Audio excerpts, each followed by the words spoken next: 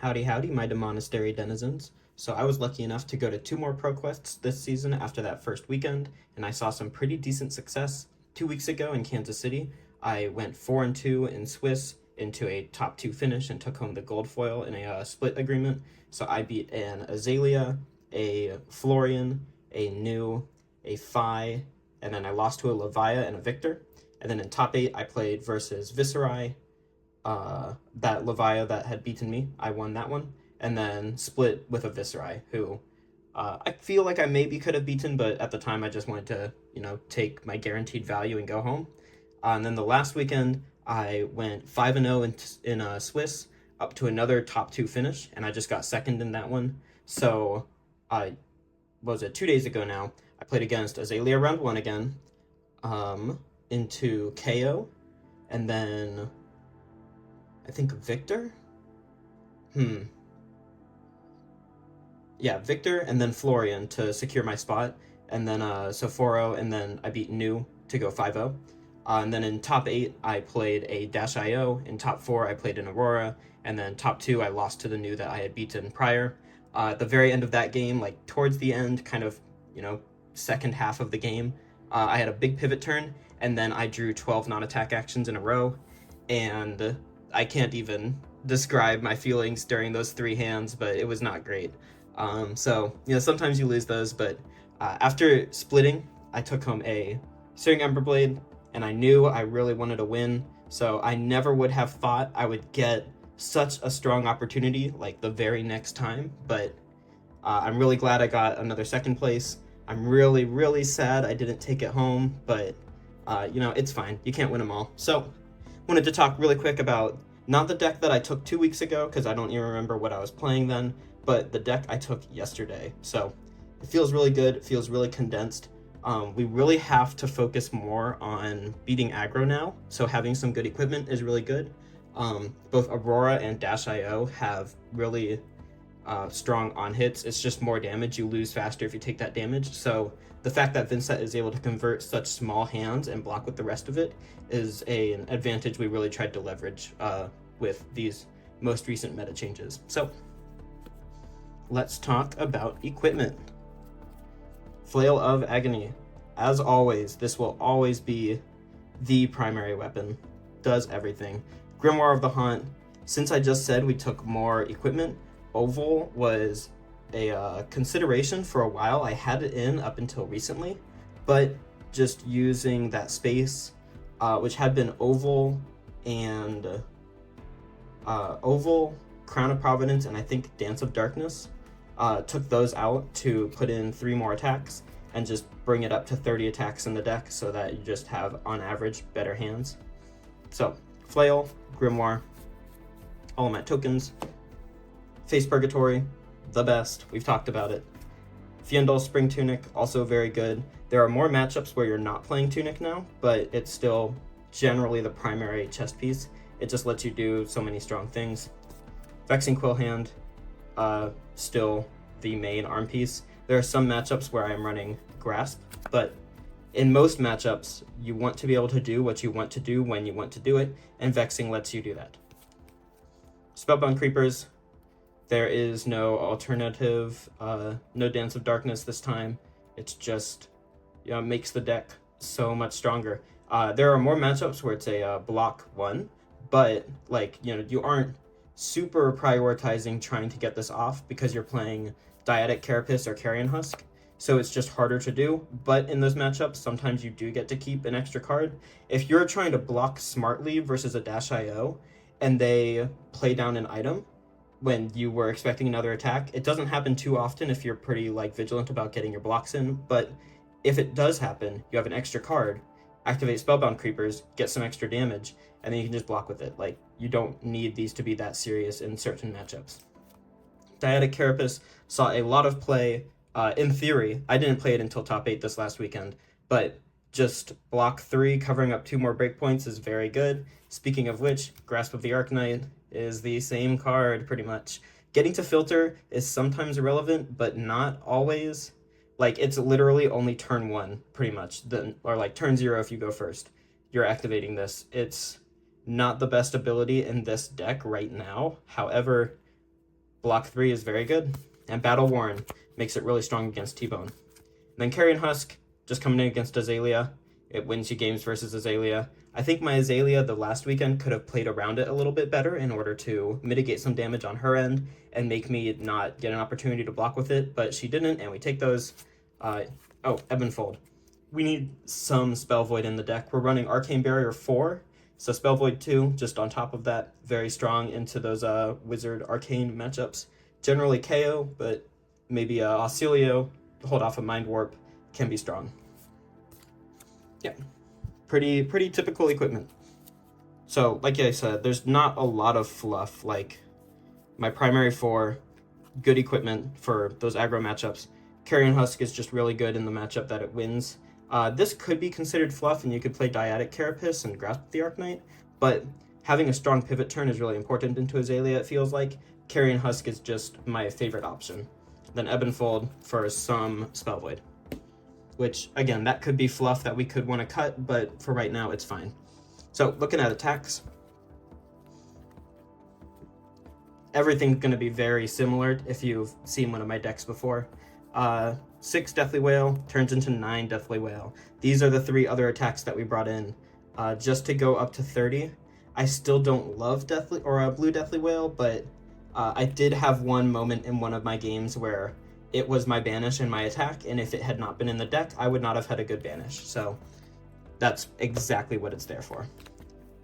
Widespread Ruin, Widespread Destruction, Widespread Annihilation, all very good cards.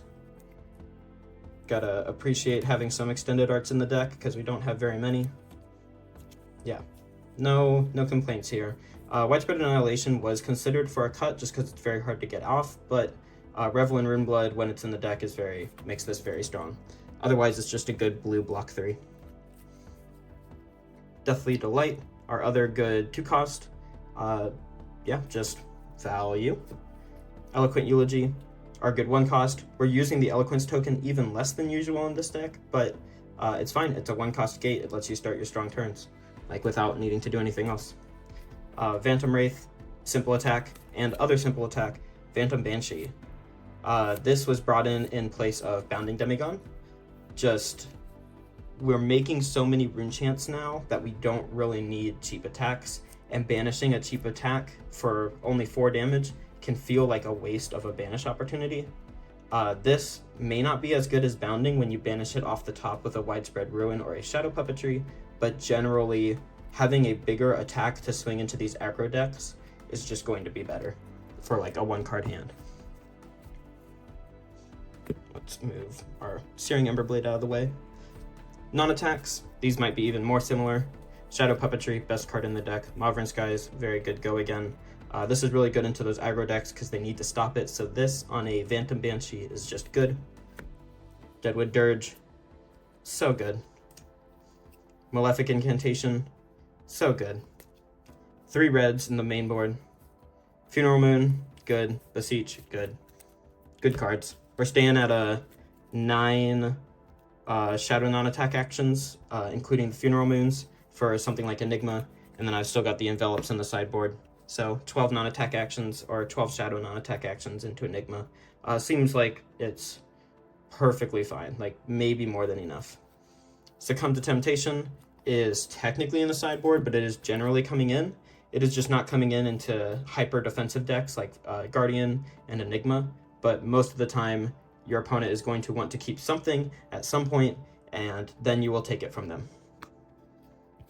Machinations of Dominion is almost opposite.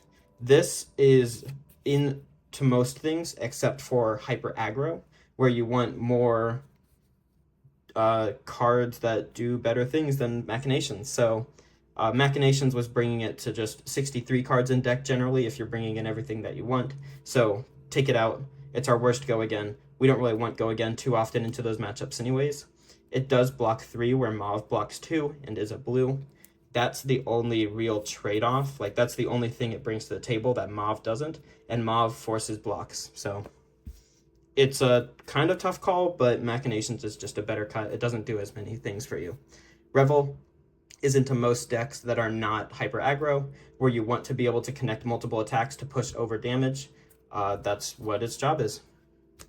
The Malefic Incantation is into probably everything. There might be one or two decks somewhere that it's not played against, but it is 2 yellow Malefic Incantations is almost always being brought in just for more of this effect, with either an extra Sonata to be pretty much a 6th Malefic Incantation, a 4th red Malefic Incantation, into hyper aggro. You really want to have 1 or 2 Malefics down so that you can keep playing those strong 1-card hands of just sending an attack, making some rune-chants on the back end, and just being able to block out while sending strong damage. And then Oblivion is the other option that comes in with those 2 Malefic Incantations. Kind of just the opposite of Sonata. You are taking it into the decks where you're going to have a longer game plan and you want to, resolve Nazareth. That's why you play Oblivion. Envelop in Darkness is brought in when you have Tunic and when you think the game's going to go pretty long, or when you're just trying to value trade versus like a Brute. Envelop is pretty good into that, as well as Enigma. And then Haunting Rendition being brought into those super aggro decks and other decks. It might still be best to bring into New. I'm debating on either this or Blue Deathly Whale, but this covers up a dagger and a breakpoint. This is being brought into Azalea, just to use an extra card from hand to block if they have Dominate on something. Yeah, it's just a fine card. I've really liked Haunting Rendition. And then finally, Sink Below comes into the hyper aggro decks, and maybe some other oddball decks here and there. Probably not Bravo, but KO to stop a pulping. Yeah, Sink Below, just solid value. Lets you filter your hand. Maybe you're just filtering a 2-block and trying to find a 3-block. Maybe you're trying to find your 1 attack so that you can actually attack that turn and keep up some sort of pressure on your opponent. But just being able to play a defense reaction into Dash.io and Aurora, where they both have instant speed on-hit effects, is just really strong. So, yeah, that's being brought in. Main board is 48 cards, and I'll have a February link. So main board is 48 cards. So the sideboard, you're bringing in 12 cards into each matchup. And, we'll run really quick through the popular ones. Into Aurora, I would be into Aurora and Dash.io, bring in all your defensive tools. No envelops because you don't have Tunic, you have Dyadic Carapace, not Oblivion. You take in your extra Malefic Incantations and your Sonata. No Revel because you don't need the 2-block. No Malefic because you would rather have Succumb. And there's your 12. Into Victor, I would not take Succumb. I wouldn't take Sonata, but I would take my Malefics. Don't need any defensive tools into Victor because you are the aggressor there. So you're just going to take Oblivion. So 3. Longer game, 6. You need big turns, 9. You want more, go again, 12.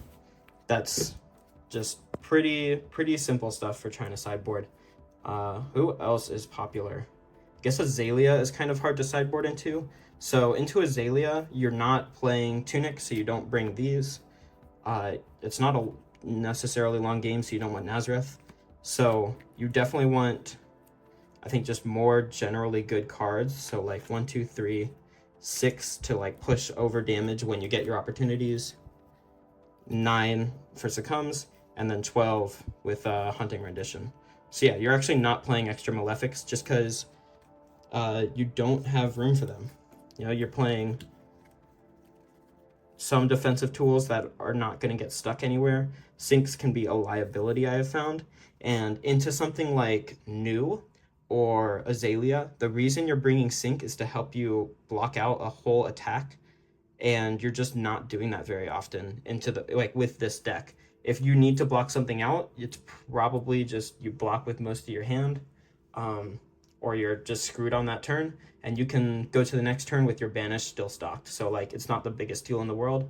So yeah, Hunting just instead of Sink into those matchups. Succumb, just on hits, larger turns, and just a good card. And then finally, I'll talk about New. So into New, I'm taking out, let's see if I can find them. My Blue Deathly Whales are on the chopping block into New, and Widespread Annihilations are definitely out into New, which means I need to bring in suddenly 18 cards. So my 18, I want bigger turns and easier access to clear Banish. I want more Go Again, but these are blue, so they're maybes. Definitely these, because they're good. Haunting is a maybe. So here I've got 1, 2, 3, 4, 5, 6. We're bringing in 7, 8, and 9, because it's going to be a bit of a longer game where you do want to go over and you want more access to rune chance. 10, 11, 12 right here. Just, you're going to have Tunic, it's going to be a longer game, so you're going to bring some envelops to try to get some value off of that. So 1, 2, 3, 4, 5, 6, 7, 8, 9, 10, 11, 12. So you need 6 more cards. You can bring in the contenders are Blue Deathly Whale, Haunting Rendition, and Malefic Incantation, or Machinations of Dominion.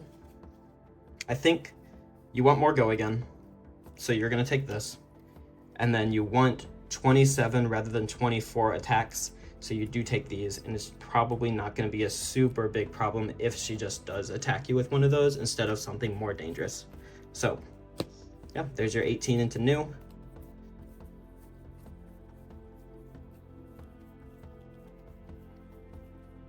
Just an annoying matchup to have to sideboard for. Yeah, that's all I want to talk about. I've got what I think is a pretty good list, what I think are pretty good results. I mean, over ProQuest season, I took home 3 rainbow foils, 2 Blanch playmats, and 1 golden foil, and 0 LL points, which absolutely kills me, but it's fine. There's always next time. So, yeah, that's all I got. I hope you enjoyed. I hope you learned something. I'm going to try to bring some more Vynnset gameplay here soon. Maybe we can have a date for Thursday this week. I can, really push and try to get a video out, because ProQuest season's over. I want to get more reps in. Battlehard in Houston is coming up, and that's what I'm planning on going to next. And that's going to be my shot at getting my Pro Tour invite, though I don't have any delusions. I'm not a Battle-hardened winner, so we'll see what happens. All right, adios. Thanks for watching. See ya.